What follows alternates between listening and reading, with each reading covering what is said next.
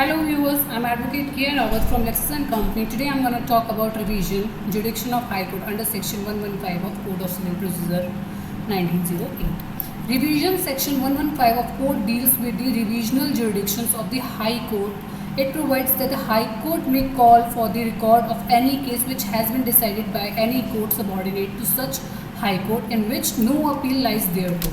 So, if such subordinate court appears, number one, to have exercised jurisdiction not vested in by law.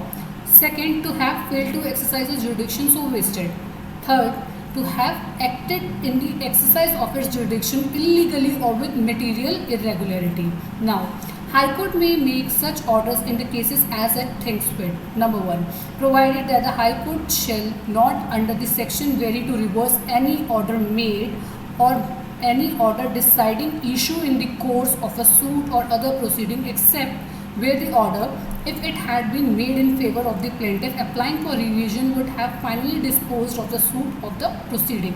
Then the High Court shall not under section 115 vary or reverse any decree or order against which an appeal is either lying to the High Court or to the court subordinate thereto. A revision shall not operate as a stay of the suit or other proceedings before the court except which suits or other proceeding is stayed by the High Court under section 115 subclause 3.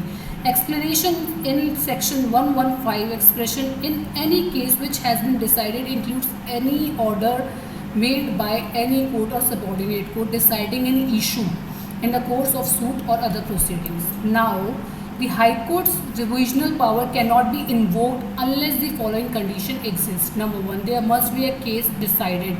Second, the court deciding the case must be subordinate to the High Court.